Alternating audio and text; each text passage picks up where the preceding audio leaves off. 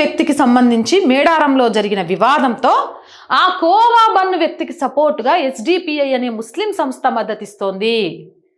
అంటే కోవా బన్ను వ్యవహారం వెనుక ఎస్డిపిఐ ఉంది అంటే కారణం ఏంటి? 2022లో పిఎఫ్ఐని కేంద్ర ప్రభుత్వం నిషేధించింది.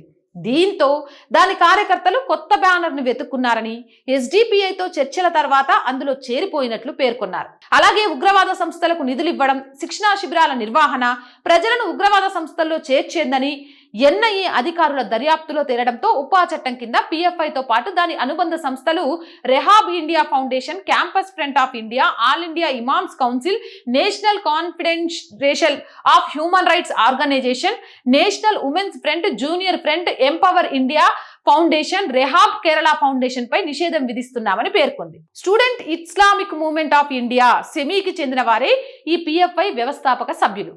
వీరికి నిషేధిత జమాత్ ఉల్ ముజాహిద్దీన్ బంగ్లాదేశ్ తో సంబంధాలున్నాయి. ఐసిస్ తోనూ లింకులున్నాయి. పిఎఫ్ఐ దాని అనుబంధ సంస్థలు దేశంలో ఉగ్రవాద కార్యకలాపాలను ప్రోత్సహిస్తున్నాయి. పిఎఫ్ఐ 2006 డిసెంబర్ 19న ఏర్పాటైంది. ఈ సంస్థకు విదేశీ విరాళాలు వస్తున్నట్లు ఎన్ఐఏ ఆరోపిస్తుంది. మరోవైపు పిఎఫ్ఐని నిషేధించడాన్ని కర్ణాటక హైకోర్టు కూడా సమర్థించింది. అలాంటి పిఎఫ్ఐకి అనుబంధంగా ఉన్న ఎస్డిపిఐ కోవా బన్ను విషయంలో రియాక్ట్ అయింది అంటే ఇది ఆలోచించాల్సిన అవసరం ఉంది.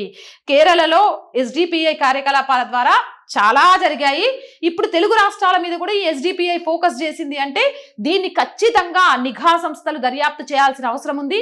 అలాగా ఆయా రాష్ట్ర ప్రభుత్వాలు కూడా ఇటు కోవా బన్ను విషయంలోనూ అటు ఎస్డిపిఐ విషయంలోనూ ఒక కన్ను వేసి ఉంచాల్సిన అవసరం ఎంతైనా ఉంది.